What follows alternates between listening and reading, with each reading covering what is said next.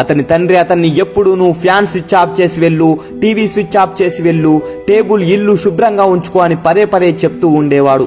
ఆ మాటలు ఆ కొడుక్కి నచ్చేవి కావు. ఇంట్లో ఉండటానికి ఇష్టం ఉండేది కాదు.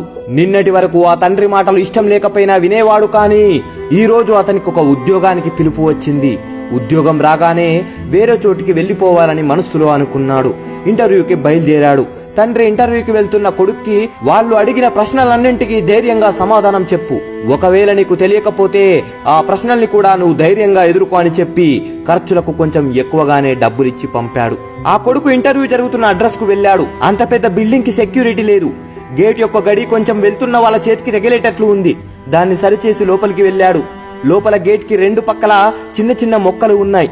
ఆ మొక్కలకు నీళ్లు పట్టి ట్యూబ్ ను నడిచే దోవలో పడేసి ఆ తోటవాడు మోటార్ ఆఫ్ చేయడానికి వెళ్లిపోయాడు. ఆ ట్యూబ్ ని చేతిలోకి తీసుకొని ఒక మొక్క యొక్క మొదళ్ల మీద నీరు పడేటట్లు పెట్టి లోపలికి వెళ్లిపోయాడు. రిసెప్షన్ లో ఎవరూ లేరు. ఇంటర్వ్యూకి ఫస్ట్ ఫ్లోర్ అని బోర్డు రాసి పెట్టి ఉంది. మెల్లగా మెట్లెక్కాడు. దారిలో నిన్న రాత్రి వేసిన లైట్లు వెలుగుతూనే ఉన్నాయి. ఎవరు ఆఫ్ చేయకుండా ఉన్నాయి.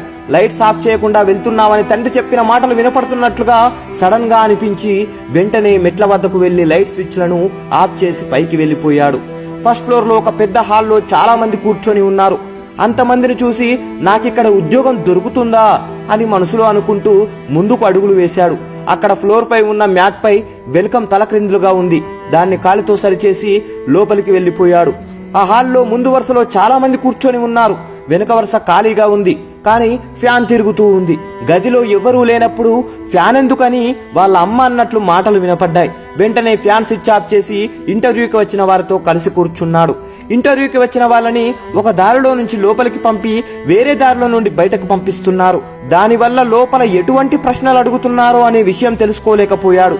లోపల ఏ ప్రశ్నలు అడుగుతారో అనే భయంతోనే లోపలికి వెళ్లి నిలబడ్డాడు. అతని సర్టిఫికేట్స్ తీసుకున్న అధికారి తెరిచి చూడకుండానే మీరు ఉద్యోగంలో ఎప్పుడు చేరుతారో అని అధికారి అతన్ని అడిగాడు.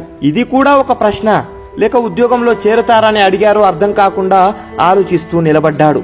అధికారి, ఏంటి ఆలోచిస్తున్నావు? ఇక్కడ మేము ఎవరిని ఎలాంటి ప్రశ్నలు అడగలేదు. వచ్చే ప్రతి ఒక్కరూ ఏం చేస్తున్నారో ఎలా ప్రవర్తిస్తున్నారో చూడటానికి అక్కడక్కడ కెమెరాలు పెట్టాం. ఇక్కడికి వచ్చిన అందరూ వేస్ట్ అవుతున్న వాటర్ని కానీ ట్యూబ్ లైట్స్ ను కానీ ఫ్యాన్ ని కానీ ఆఫ్ చేయలేదు. కానీ మీరొక్కరే అన్నింటినీ సరిచేస్తూ లోపలికి వచ్చారు. మేము మిమ్మల్ని ఉద్యోగంలోకి తీసుకుంటున్నామని అధికారి చెప్పాడు.